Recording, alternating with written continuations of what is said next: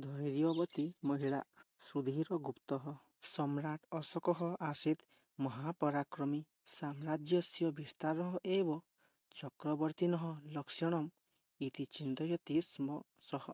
अतः एव सः तदा तदा ससैन्यं गत्वा विविधान् देशान् वशीकरोति स्म। विजयपुरीराज्यस्य राजा वीरसेनः शान्तिप्रियः न्यायेन मार्गेण शासनं कुर्वन् सर्वदा प्रजाहितमेव चिन्तयन् जनप्रियतां प्राप्तवान् आसीत् सः।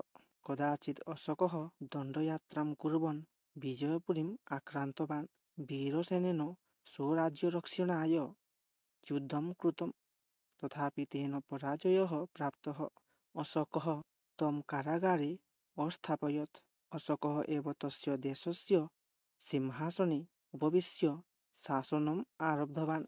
कदाचित् अवगुण्ठनधारिणी काचित् महिला राजसभाम् आगत्य न्यायं याचितवती। किम् अन्यायं प्रवृत्तं भवत्याः विषये अशोकः अपृच्छत्। राजसैनिकाः दुराचारं कुर्वन्तः अस्मदीयां भूमिं सम्पत्तिं च वशीकृत्य मम पतिं कारागारे निक्षिप्तवन्तः सन्ति। सा अवगुण्ठनधारिणी महिला अवदत्। एतस्य श्रवणात् अशोकः नितरां खिन्नः। यत्र मम शासनं स्यात् तत्र एतादृशम् अन्यायं कथं प्रवर्तेत? एतादृशः दुराचारः केन कृतः?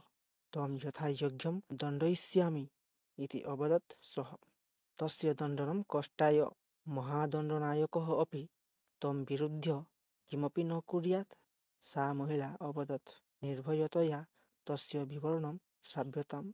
अहं स्वयं तस्य विचारणां विधाय तं दण्डयिष्यामि।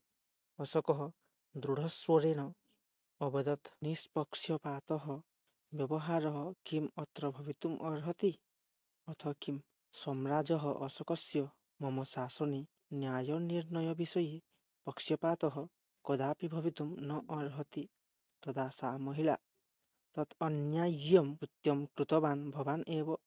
मम पतिः शान्त्या न्याय्येन च राज्यं परिपालयन् आसीत्। भवतः अहितं किमपि न कृतं तेन। तथापि भवता अस्मदीयं राज्यं वशीकृत्य मम पतिः कारागारे स्थापितः। किम् एतत् न्याय्यम् इति वदन्ती अवगुण्ठनम् अपनीतवती। तस्याः सात्विकं क्रोधं, धैर्यं, वीरोचितं व्यवहारं च दृष्ट्वा अशोकः आश्चर्येण स्तब्धः। विना कारणं मया वीरसेनस्य राज्यं वशीकृतं, राजा कारागारे स्थापितश्च, यत् तत् अनुचितम् इति सः अवगतवान्। अतः सः राज्ञीं क्षमा याचित्वा वीरसेनस्य विमोचनाय आज्ञां कृतवान्। परस्वं वशीकृतवान् जनः कीदृशेन दण्डेन दण्ड्येत इति न्यायपण्डितान् सः अपृच्छत्।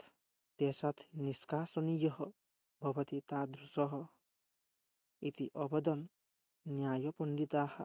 ततः अशोकः वीरसेनं विजयपुरीसिंहासने पुनः प्रतिष्ठाप्य तं स्नेहेन प्रीत्या च आलिङ्ग्य स्वदेशं प्रति गतवान्।